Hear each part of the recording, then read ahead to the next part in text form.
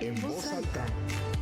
Por posverdad se entiende fundamentalmente el uso estratégico del lenguaje que ya no busca argumentar para llegar a una verdad o a la verdad, sino que lo que busca es responder a intereses de partidos, grupos o personas. En voz alta. Un espacio para hablar en libertad. Platiquemos. Platiquemos En voz alta. en voz alta. La verdad sobre la mesa. ¿Qué tal, amigos? Bienvenidas y bienvenidos a En Voz Alta, un espacio para hablar en libertad. Soy Luz María Sánchez y me da mucho gusto volvernos a encontrar en este espacio. Y bueno, pues también agradecerles sus comentarios, que nos sigan, que nos pongan sus likes en todo lo que han sido nuestros episodios de la primera temporada de En Voz Alta, este reinicio en este año 2026 y lo que viene. Así es que estamos pues muy atentos a sus comentarios y también a seguir produciendo contenidos que les interesen. Hagamos comunidad digital y suscríbanse a nuestros canales. Y bueno, en este momento, en este episodio, nos toca hablar sobre la verdad sobre la mesa. Y un tema que seguramente ustedes han sido víctimas y escuchan del término que es la posverdad. Vamos a hablar aquí, somos sujetos de las redes sociales, nosotros producimos contenidos y también recibimos contenidos por todas partes. Así es que para hablar de este tema desde un punto de vista pues un poco más serio y más definido, tenemos como invitado, y me da muchísimo gusto saludar al doctor Salvador Cárdenas Gutiérrez. Él es politólogo, experto en estos temas, también es conferencista y quisiera, aparte de saludarlo y darle las gracias por este recibimiento, que se presente un poco para nuestra audiencia de En Voz Alta. Un gusto, muchas gracias, Luz María. Presentarme, bueno, yo estudié Derecho hace 40 años, terminé la carrera. Luego estudié Historia en Chile y luego me fui de becario durante 4 años seguidos al Instituto Max Planck de Historia del Derecho Europeo en Frankfurt. Y a partir de ahí, bueno, luego regresé a México, trabajé de investigador. Estuve 10 años, trabajé en la Suprema Corte de Justicia como director de la Comisión de Estudios Históricos y también en las Casas de la Cultura Jurídica. Bueno, a grandes rasgos, esa es mi vida académica, ¿no? La redujo en muy poquito tiempo y se lo agradezco. El doctor Cárdenas es un extraordinario politólogo, historiador, lo conocí en la Suprema Corte y es un gusto que haya accedido a estar aquí. Y bueno, pues hablamos de esta posverdad. Mucha gente ya habla de ello, pero nosotros que estamos sujetos a ver redes sociales y que estamos como muy invadidos de tanta información, a veces no podemos reconocer exactamente cuál es la realidad, ¿no? ¿Por qué no nos ubica bien y que nos diga qué es la posverdad y qué está sucediendo en nuestro entorno de la comunicación? Pues la posverdad es una expresión que adquirió, digamos, carta de naturaleza en el mundo político desde inicios del siglo XXI y sobre todo fue cobrando auge con las redes sociales, ¿no? Por posverdad se entiende fundamentalmente el uso estratégico del lenguaje que ya no busca argumentar para llegar a una verdad o a la verdad, sino que lo que busca es responder a intereses de partidos, grupos o personas. Entonces, se presenta como verdad lo que en realidad es un discurso armado con otra intención distinta, perdón, a la búsqueda de la verdad. Y te voy a decir una cosa, Luz María, esto es una cosa, una realidad muy antigua, ¿eh? Ya el historiador romano Tácito hablaba de los arcana imperii, que es una expresión latina que significa secretos de Estado.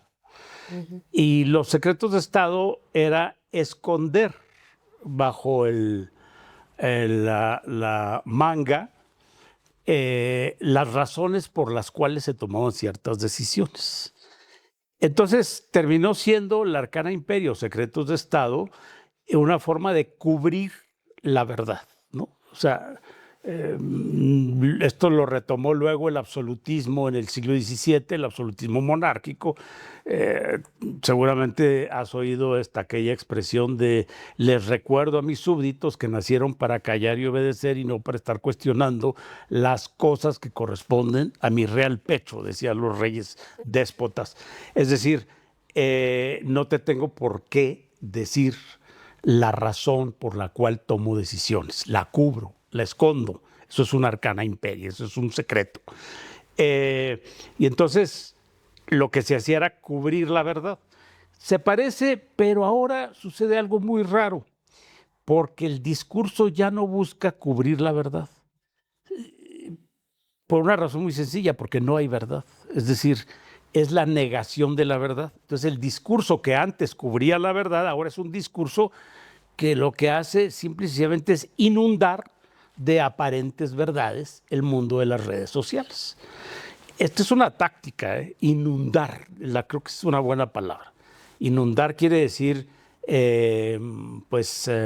atomizar las opiniones de las personas. Aquí quiero hacer una aclaración, quizá espero no distraer demasiado la atención de la posverdad, pero los antiguos griegos distinguían entre opinión y conocimiento de la verdad.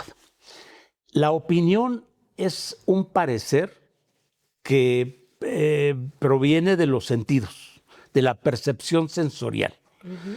Cuando tú le preguntas a alguien en la calle qué opina de la situación actual, no le estás preguntando, haga una tesis doctoral, ni deme argumentos de fondo. No, porque le estás preguntando al transeúnte. Entonces, pues, lo que te quiero decir es, la opinión es el parecer. ¿Qué le parece a usted con los ojos, con el olfato, con la percepción sensorial, lo que está pasando? Una cosa muy distinta es la opinión y otra cosa muy distinta es el pensamiento o el razonamiento abstracto. Uh-huh. Si tú te paras en la calle a un señor o una señora y le dices, oiga, ¿me podría decir cuál es su posición intelectual respecto a... bueno, pues esto es otra cosa. A ver qué te dice. Claro. La opinión la da cualquiera. Y en una democracia el asunto es que no gana el que posea la verdad, sino el que gane mayor fuerza de opinión. En el voto, por mucho que te digan que razona tu voto, pues eso es lo ideal, que razones tu voto. Pero digamos las cosas claras. No siempre las personas razonan el voto. A veces votan, por ejemplo, te voy a poner ejemplos. Charles de Gaulle. Uh-huh. Cuando Charles de Gaulle llevó a cabo la reestructuración de la Francia posterior a la guerra, a la Segunda Guerra, él era un señor muy alto, Charles de Gaulle. Entonces le decía a los fotógrafos, háganme tomas de gusano. Las tomas de gusano, que seguramente tú has de saber, son desde abajo. Para que cuando él dijera Rassemblement la France, es decir, vamos a rehacer y a reunificar la Francia, la foto o la imagen fuera desde abajo y se viera grande.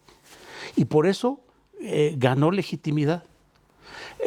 Es muy lamentable decirlo. Lo ideal en una democracia es que se supone que las personas son mayores de edad, que por tanto son capaces de razonar, de deliberar y de tomar sus propias decisiones. No necesitan estar sujetos a la interdicción de un monarca absoluto. Uh-huh.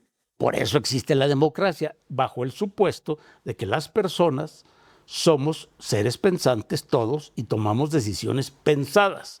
Pero los ejemplos que te estoy dando lo que demuestran es exactamente lo contrario. Y es precisamente ahí donde la posverdad hace su agosto, ¿verdad? Porque pues tiene el campo abonado. Si lo que permite que una persona adquiera legitimidad o gane una elección es lo aparente, es lo que es la opinión, no el razonamiento, ¿no? Insisto, yo sé que esta teoría o esta interpretación puede resultar no grata a los defensores a ultranza de la democracia más radical, pero es una realidad demostrada históricamente. Las personas votan por lo que opinan, por lo que les parece.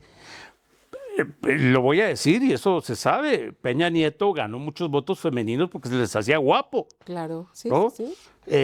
La gente no es que haya razonado ni organizó mesas de trabajo para ver por quién iba a votar y analizaron y compararon propuestas de los candidatos. Las gentes votan pues por el que les parece simpático, por el que les parece agradable.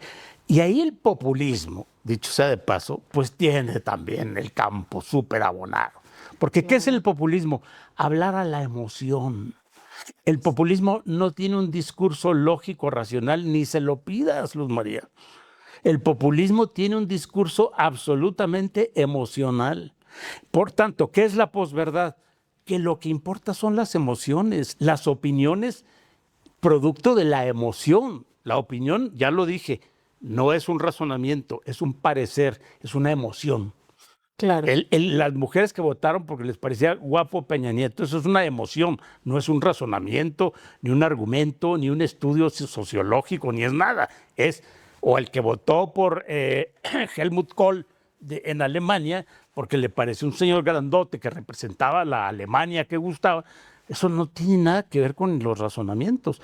Y entonces, sabiendo eso, el populismo pues se aprovecha de esa lamentable superficialidad de la mayoría de la gente. Claro, y ahorita tocaremos justamente esta realidad que vivimos en México, ¿no? La 4T, la idea de una posverdad, una narrativa que no se sustenta en un argumento, ¿no? Pero nuestro vecino del norte, Estados Unidos, Trump, aunque muchísima gente no lo quiera según las encuestas, también llegó en un momento de populismo representando a estadounidenses que a lo mejor se sentían, pues a lo mejor olvidados por los demócratas, y la figura grotesca, de alguna manera, de la figura de Trump viene a reivindicar esta gente rubia, de pose, de racista, ¿no? Y emocional. Fíjate que yo escribí con un amigo un libro hace ya algunos años sobre el populismo. Y ya estaban tanto Trump como López Obrador de candidatos. Y pues para analizar ese tipo de personalidades utilizamos los arquetipos de Carl Jung.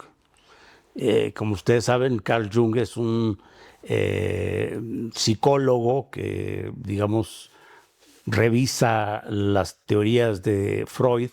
Y entonces Carl Jung elabora unos arquetipos que son como tipos de personas.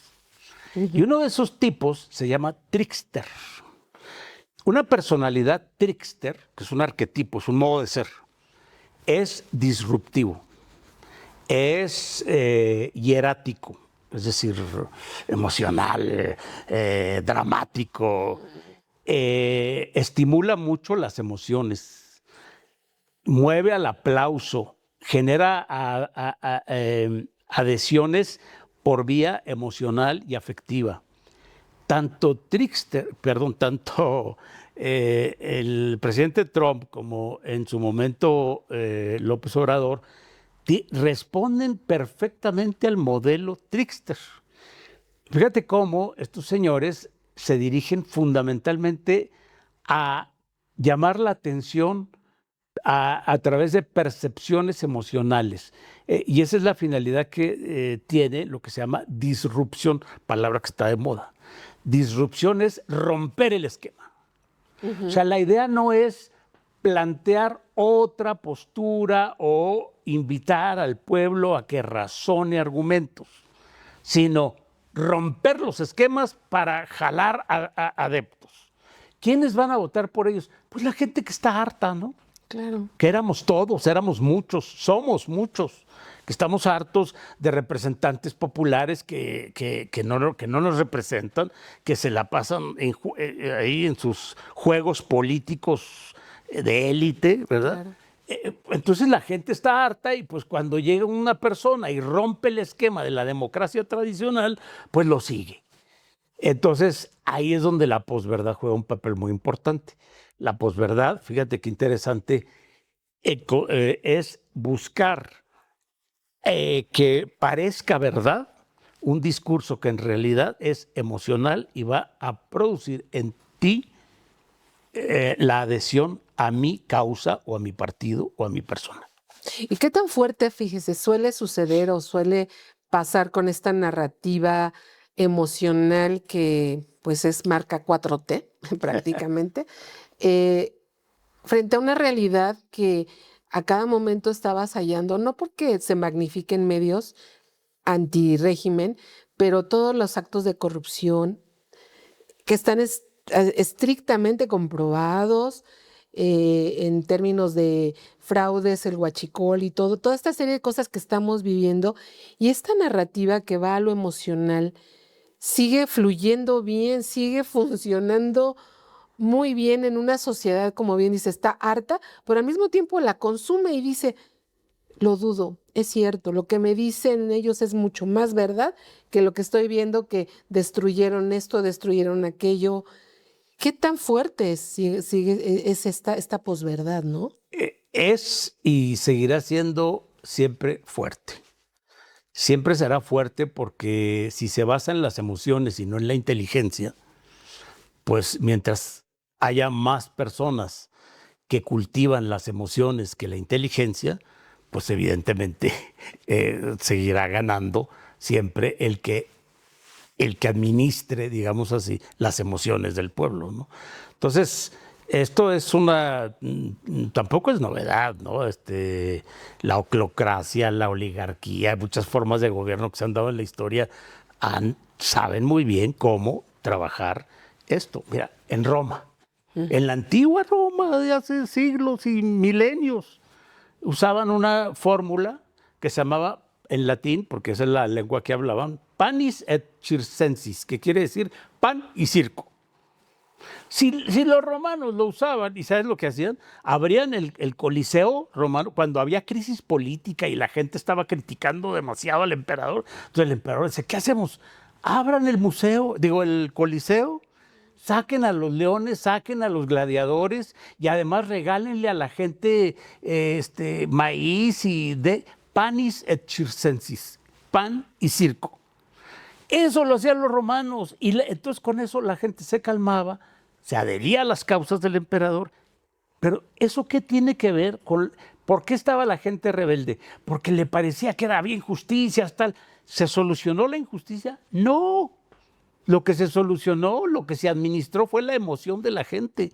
La gente se fue muy contenta con su bolsita de maíz, ya había visto sangre de gladiadores, leones comiéndose a cristianos, felices.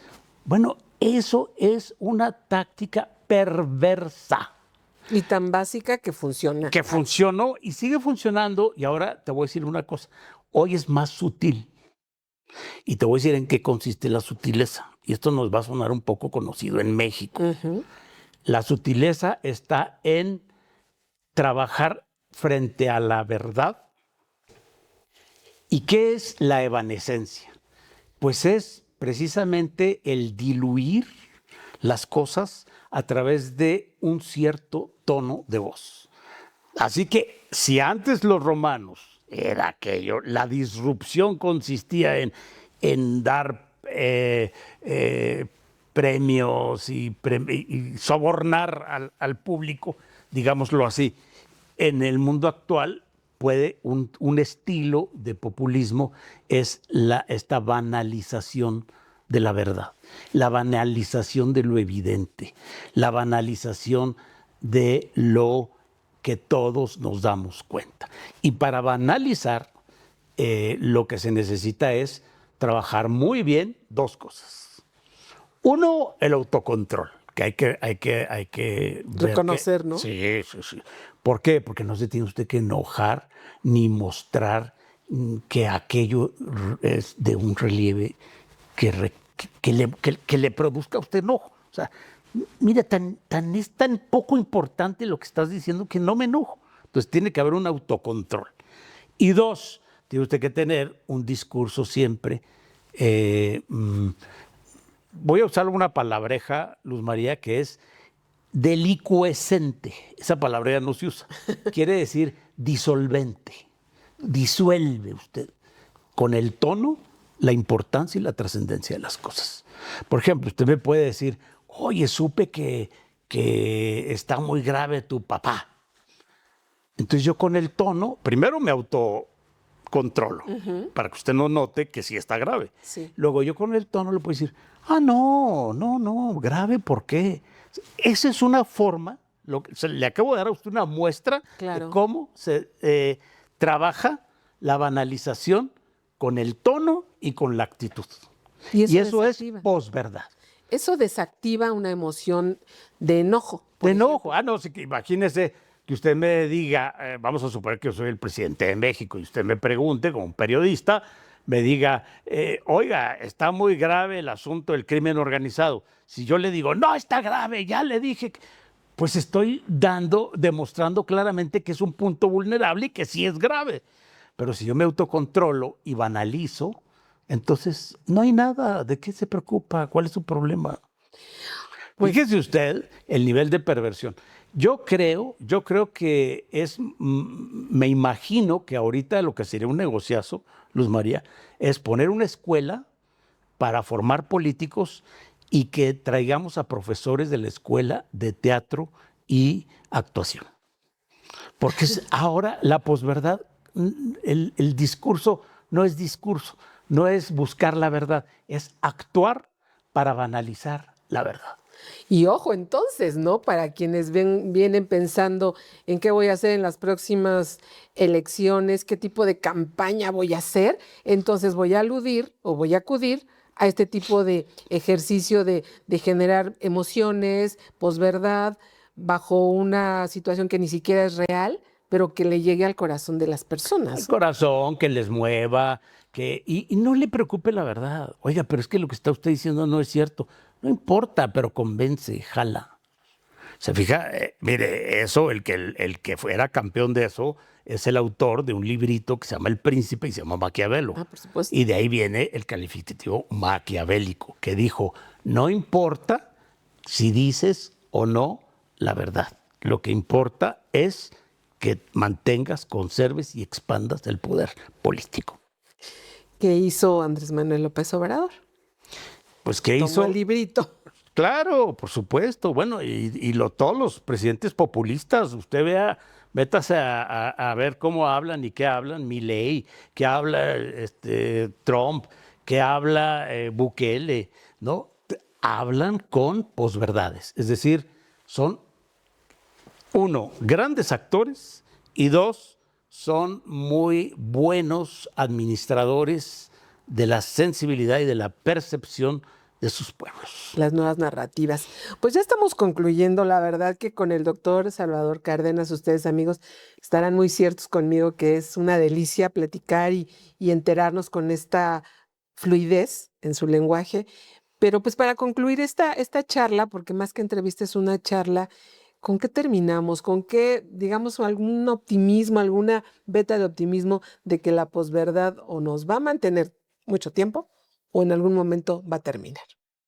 Pues mire, yo estudié en la Universidad Panamericana y en el escudo de la universidad donde yo estudié tenían un lema en latín. Decía veritas liberavit vos, que quiere decir la verdad os hará libres. Yo terminaría con eso, ¿verdad? Yo creo que la democracia puede ser, o digamos, es un arma de dos filos. Puede ser o la manipulación de la opinión o buscar realmente que la gente sí razone, no solo su voto, que razone su vida, sus actos, sus responsabilidades, su condición de ciudadano. Entonces, yo sí creo, Luz María, que en México y en el mundo hace falta que no usemos el lenguaje como se nos dé la gana, que no usemos el lenguaje sin respeto al significado y al significante que tienen las palabras. Si yo digo amor, es amor. Si yo digo odio, es odio. Si yo digo robo, es robo. Y si yo digo delincuencia, es delincuencia. No manipulemos las palabras, porque manipular las palabras es la forma más perversa de ejercer el poder. Pues qué interesante y qué importante. Muchísimas gracias, doctor Salvador Cárdenas. Y bueno, pues yo también sería un mensaje a quienes están envueltos en las redes sociales, verifiquen, seamos un poquito analíticos. Si este mundo nos está dando posverdad, seamos un poco más críticos, ¿no? Más Sí. analíticos. Menos superficiales. Así es. Bueno, amigos, pues así nos despedimos de este episodio de En Voz Alta, un episodio muy especial. Les pido que nos sigan en nuestras redes, se suscriban a nuestros canales por YouTube y por Spotify. Soy Luz María Sánchez, nos vemos en la próxima. En voz alta.